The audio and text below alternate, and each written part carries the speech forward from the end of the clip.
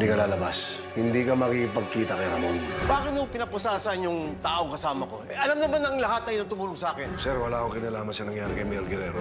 Kataon lang nandun ako at sinagip ko siya. Kahit anong ganda ng alibay mo, lalabas at lalabas pa rin ang totoo. Iproseso na yung mga yan! Hindi ko alam kung paano ko sasabihin sa papa mo ang nangyari sa'yo. Pabalikan ka namin dito, ilalabas ka namin ha. Sa sobrang saya niya sa pagkakapanalo niya sa karera, hindi niya maiisip na tayo ang nagplano nun. Nakuha na natin yung droga pabalik. Ang dami pa natin pera.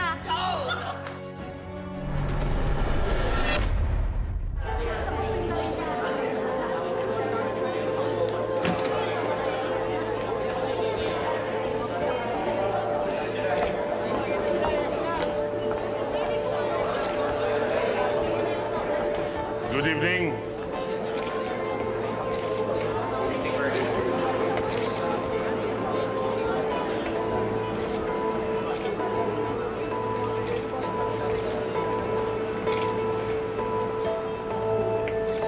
Silang lahat ang mga suspect natin sa tangkang pagpatay kay Mayor Guerrero. Lahat sila ay dinampot dahil may posibilidad na sangkot sila sa naganap na krimen. Maki na! Si Maki nga! Oo nga, bakit si Kuya kasama sa mga suspect? Ang lahat na nagpaputok ay patay na. Ongoing ngayon ang investigation ng kapulisan upang malaman pa kung sino ang mga kasabwat ng killer hanggang sa matunto natin kung sino ang mastermind nito. Masisiguro niyo po bang hindi na ito mauulit lalo na't papalapit na ang eleksyon? Oo, tinitiyak ko yan. Walang kawala ang mga kriminal, gaano man sila kabihasa. Katulad nitong si Rigor Di Magiba. Isa siyang dating pulis sa Siniba.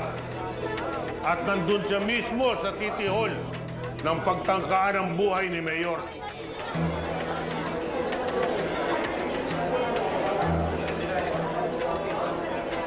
Ito ang masasabi ko sa inyo mga kriminal sa Maynila. Mag-isip-isip na kayo. Dahil hindi ko patatawarin ni isa sa inyo. Pinangangako kong pananatiliin kong ligtas ang Maynila sa mga halang na kaluluwa katulad ninyo. That is all. Thank you.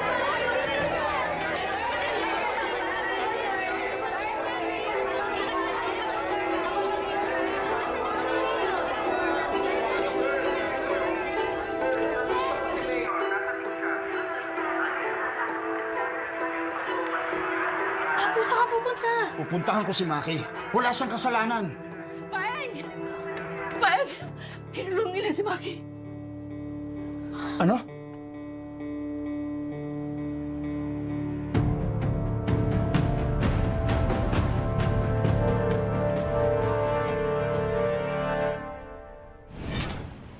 Ano bang ginagawa niyo?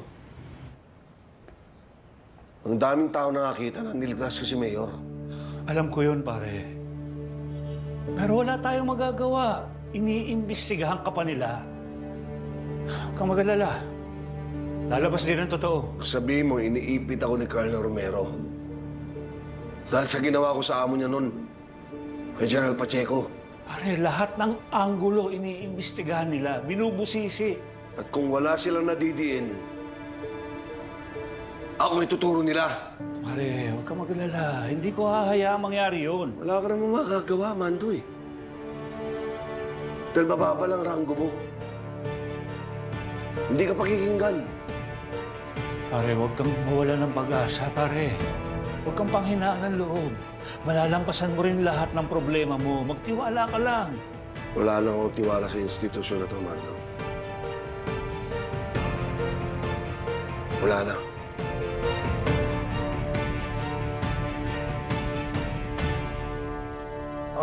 Sige, General. Oras na meron kang impormasyon tungkol sa kung sino ang mga nagtangka sa buhay ni Mayor. Sabihan mo ko agad, ha? Sige, salamat, General. Normal naman po ang DP, Don Julio. Salamat po. Baba! Balitaan ko nangyari. Kamusta? Are you okay? Ayos lang ako, anak. Pinagtatanong ko na ang ating mga kaalyado tungkol sino ang mga nagtangka sa buhay ni Mayor. Sigurado mga kalaban niya yan sa politika. Kung sino man yun, aba, lakas ng kanyang loob. na tapatan at harapang hamunin ang kapangyarihan ng mga girero. Ay, Franco, ihanda mo ang pondo ng mga girero para sa kampanya. Sigurado ko, hihingin yun agad ni Gustavo para palakasin ang kanilang seguridad. Yes, Ninong. Papa, masyado mong pinagbibigyan ng mga girerong yan, kaya humihina. Ngayon, may umahamon sa lakas sila. Ramon, matagal na ako sa larong ito. Ngayong nanganganib at may pagtatangka sa kanilang buhay, mas lalo nila tayong kakapitan. At kapag dumating ng oras ng ating paniningil, hindi sila makakatanggi kahit ano ang ating hilingin.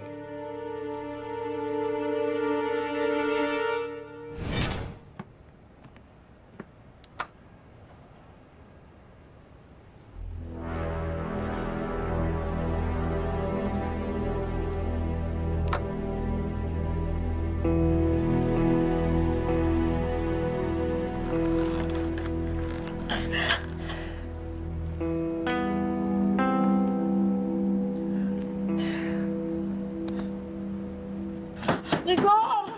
Rigor, buksan mo na tong pinto! David! Buksan niyo na to!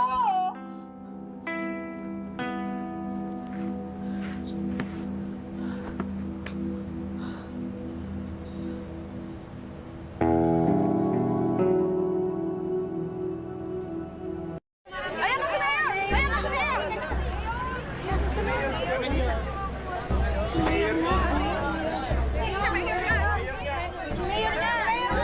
Ayan na si Mayor! Mayor, may idea ba kayo sa likod ng tangkang pagpatay sa inyo?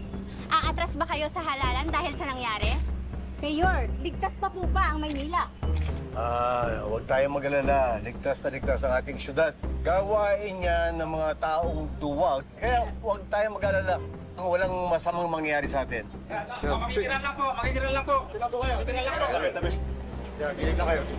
Good evening po, Mayor. Si Dimagi ba?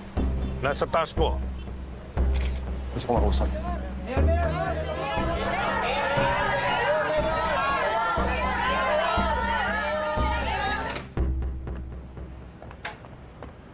Pare si Mayor. Magandang gabi ho, Mayor. Magandang gabi, Mayor. Bakit nag-iisa lang siya? Asan yung ibang mga suspect? Siya po kasi ang pinaka-prime suspect namin siya. Hepe, alam ko na yung mga gawain ninyo. Pumili kayo ng isa para pikayin.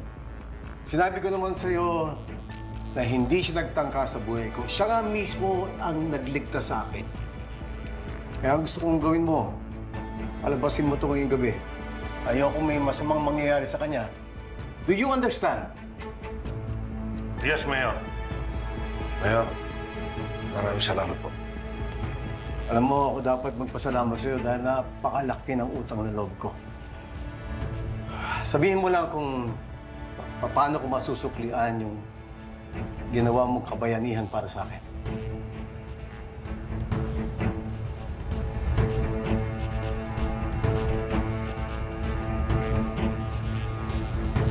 Mayor, may isang napakalagang bagay yung nawala sa akin eh. Yung pagiging pulis ko po. Baka po matulungan niyo akong makabalik sa serbisyo. Ang kapal naman ang mukha mo. Bakit ka natanggal sa serbisyo? Dahil binugbog po niya si General Pacheco. Isang general. Winalang yan. Si Pacheco. Matagal na ako walang tiwala sa pulis na yan. Pero Mayor, hindi basta-basta ang kaso ng taong to. Hindi rin naman ako basta-bastang tao. Kakausapin ko tomorrow ang chief ng Inleya. Gagawa natin ang paraan para makabalik ka sa serbisyo. We need more men like you. Mayor, maraming salamat, Mayor. Patanawin ko to isang napakalaking utang na loob. Malaking utang na loob ko din naman sa'yo. At sana hindi ito nagtatapos dito. Mayor, papatunayan ko sa inyo na hindi kayo nagkamali na ibalik ako sa serbisyo. Huliin ko po mga salo dito sa lungsod natin. Lalo na si Ramon Montenegro.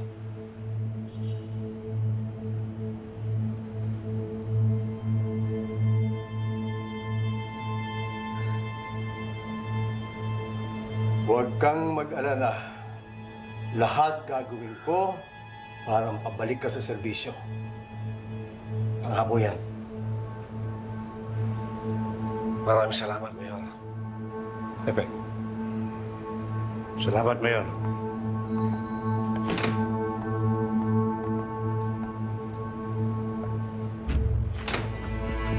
Pare, makakabalik ka na sa serbisyo. Ayos yan. Pare, swerte mo. Si Mayor pa mismo mag-aayos para makabalik ka sa serbisyo. Sabi ko naman sa'yo, pare, tiwala lang.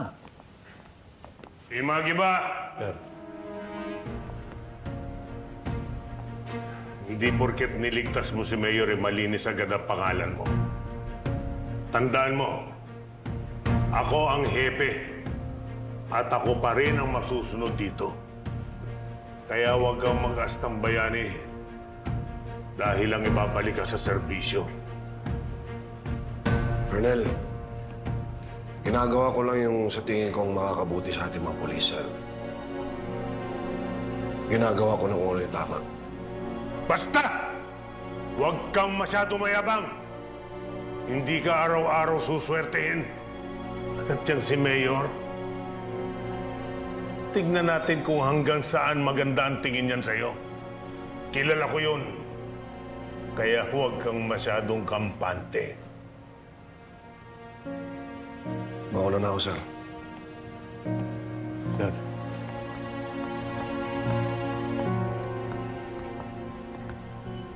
Pare, sandali.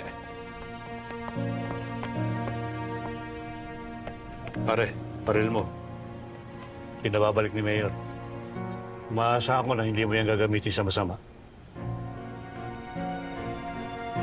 Salamat, Mando. At hindi mo ako sinukuhan.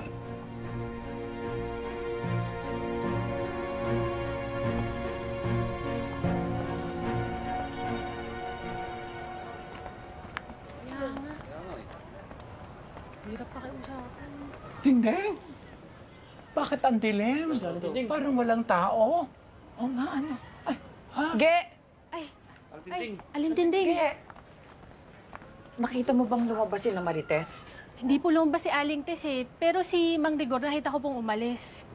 Tsaka po pala, pinutulang kayo ng kuryente kanina. Ha? Ha? Ay, naku. Halika. Tingnan natin. Naku, kamusta kaya si Marites? Nakakaloka, napatulan ng kuryente. Ano bang buhay ito? Ay, Marites! Frenny! Marites! Frenny! Marites! Tindeng! Tindeng! Frenny! Marites! Tindeng! Roda, tulungan niyo ako! Nakalak! Nakalak, Dingdeng! Nakalak! Diyos ko! Marites! Marites! Frenny! Tindeng! Tindeng, kinulungan ko ni Rigor! Tulungan niyo ako! Tess! Frenny! Hoy! Tulungan niyo kami rito!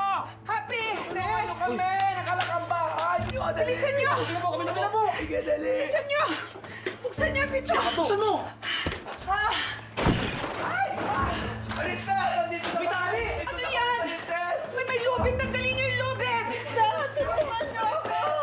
Dali! Hanap ako sa kanila! Dali lang, maski! Bilisan niyo! May kandila rito! Diyos ko! Oh! Ayan, Tess! Tumabi mo ka, Tess! Isarain mo namin ang pinto! Tess! Tess! Marites! Marites! Frenny! Diyos ko! Kinulungan ko ni Rigor!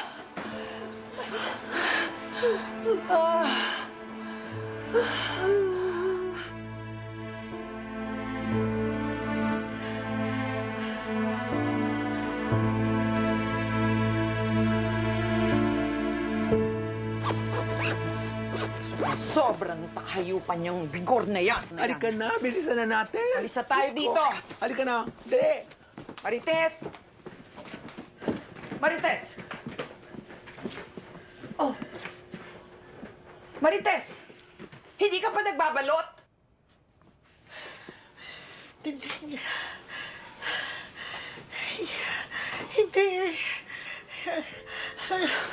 Hindi ako pwedeng umalis, lalo magwawala si Rigor. Pagkala yung ginagawa ni Mang Rigor kay Halintes. Kala mo, hindi asawa ko ito rin. Alas po.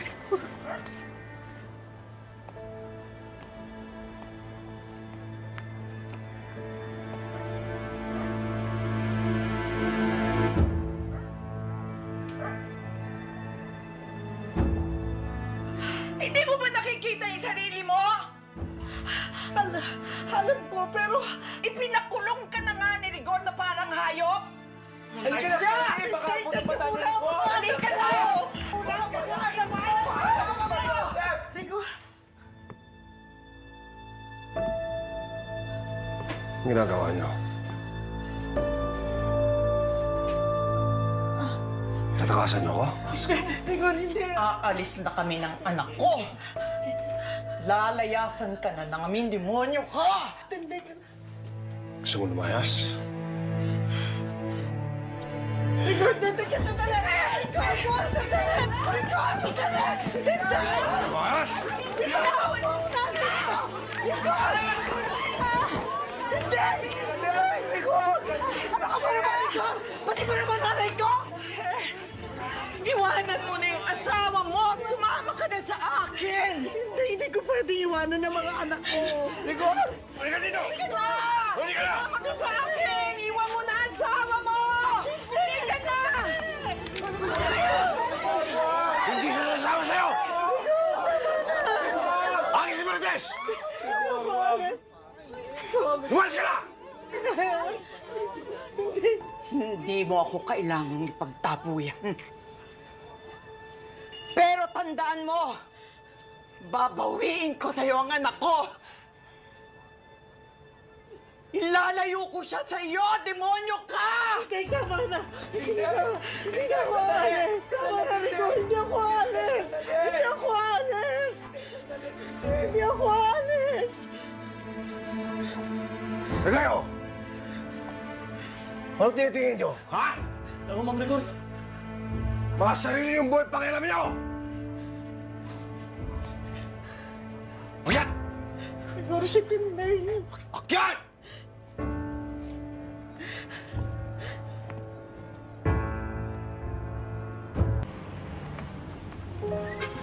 Indeng. Indeng, saan ba tayo lilipat? Dito ba tayo magpapalipas ng gabi? Dito ako magpapalipas.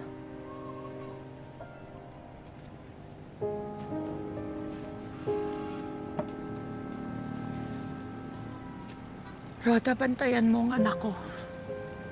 Hindi naman kita pwedeng iwanan dito, no? Kailangan ka ni Marites.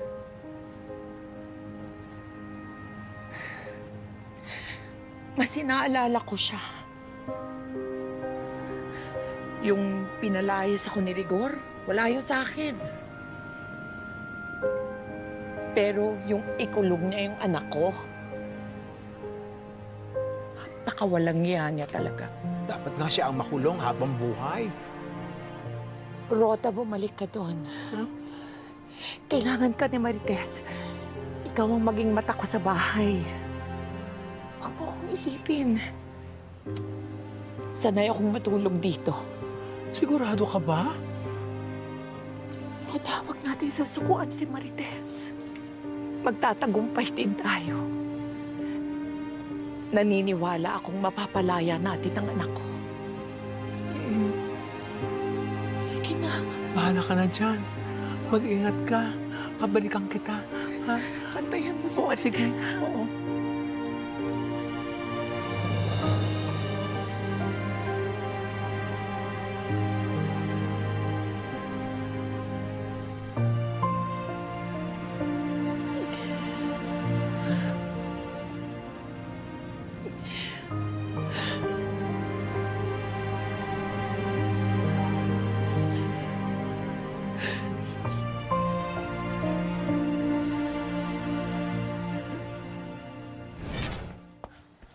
naman nangyari yun? Hindi ba hihingi lang kayo ng tulong sa City Hall? Nagkagulo. Nagbarigyan. Tapos, pinagtangkaan daw ni Mayor. Paalis na kami nang biglang dumating yung mga pulis. Kinapkapan nila si Maki. Nakita yung baril. Kaya inuli. Di ba pinagsabihan na natin niya si Maki tungkol sa baril na yan? At hindi pa siya nakinig ang kulit. Pero wala naman silang ebidensya na yun yung baril na ginamit pang tangka kay Mayor, di ba? Eh, ang problema, may dala siyang baril. Eh, natural lang na pagdudahan siya. Lalo na ngayon, piniresenta na suspect si Maki. Kailangan natin makahanap ng abogado para makalaya siya. Mamo, kano ba yung pagpiyansa kay Kuya? Hindi ko alam. Pero sigurado ako malaki. Oh, saan tayo kukuha ng ganyang kanaking alaga?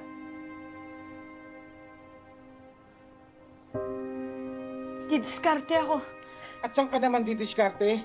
Hindi ka pwedeng dumiskarte mag-isa. Dapat magkasama tayong lahat. Nakakulong na si Maki. Baka mamaya ikaw pa mapahamak. Ano gagawin natin ba eh? Ano pa nga ba?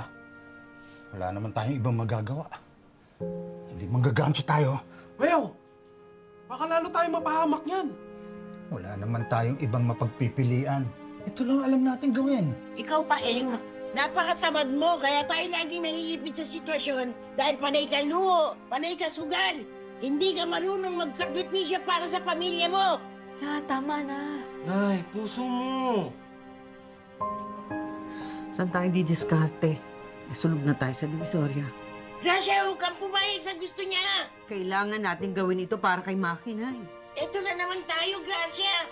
Balik na naman tayo sa dati. Saan tayo magagancho? Doon tayo sa hindi pa natin susubukan.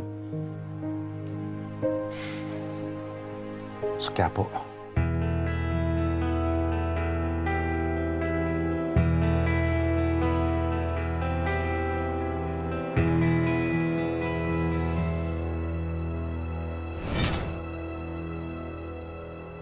Grabe talaga.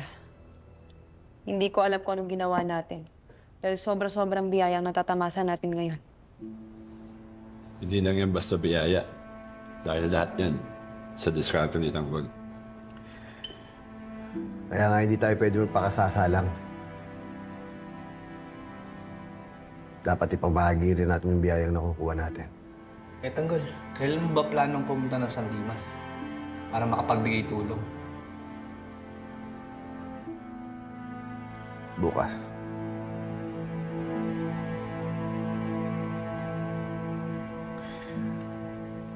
Maglilibot tayo sa buong Quiapo. Tutulungan natin ang lahat ng mga taong nangangailangan ng tulong doon. Para makabawi tayo. Sa lahat ng mga atrasong ginawa natin doon. Ang sorte na may mga kalaban natin sa San Dimas. Samantalang dati sinusuka tayo doon, di ba? Pero ngayon mamimigay tayo ng pera. Eh, ibang klase talaga tong si Tanggol eh. Kahit sinusuka na siya ng mga kalugar natin, mahal na mahal pa rin niya sila.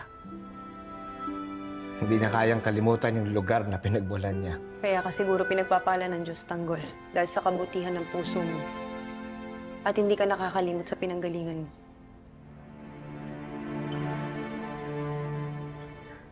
Malaki lang talaga ang utang na loob ko sa Quiapo.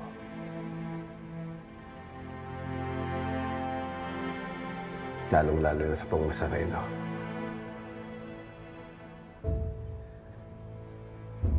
Marami akong ginawang mga kasamaan doon. At tarantaduhan. Marami rin ako inapakan ng mga tao. Siguro ngayon ang tamang panahon para bumawi tayo. At gumawa ng kabutihan sa ating kapwa.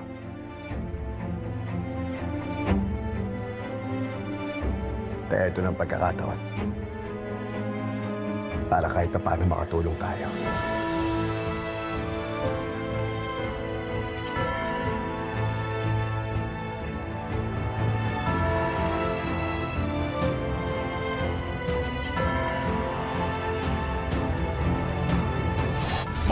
salpukan ng kanilang mga landas. Bakit kailangan mo ikulong si nanay? Wala ka naman gawin nyo kay nanay!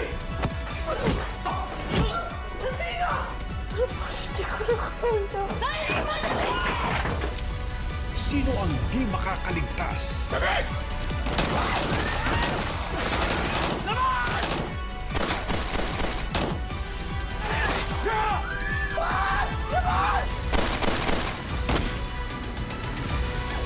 Buhay kapalit sa lahat ng mga kasalanan ginawa mo sa akin! At magbubuhol-buhol na ang kanilang kapalaran. Hindi na pwede magtagal si Kuya Maki sa loob. Kailangan natin makahanap ng malaking tao. Umanap kayo ng mga tao. Bibigyan natin sila ng pera para maayos ang buhay nila. Sino yung namimigay ng pera? Tanggol! Sasakyan. Sigurado ako may-ari niya yung lalaki na mimigay ng pera. Kakagulo na naman dito! Madonna, ikaw na bahala dito. Nanggigigil ako eh. Baka mapatulong ko isang tao dito eh. Tirador laban sa tirador. Huwag kang kikilos sa masama. Miss, hindi mo kilala kung sino binabangga mo. Wala akong pakialam. Basta yan, darmi kotse. Bilis! Kung gusto mo kunin mo dito kotse ko, bibigay ko sa Jesus eh. Manahimik ka nga. Ihinto mo. Paano kung ayaw ko? Kung sabi. May bala yan, baka pumutok yan. Ihinto mo na! Sino ang ngingisi sa huli? Ma'am, baro po barada dyan.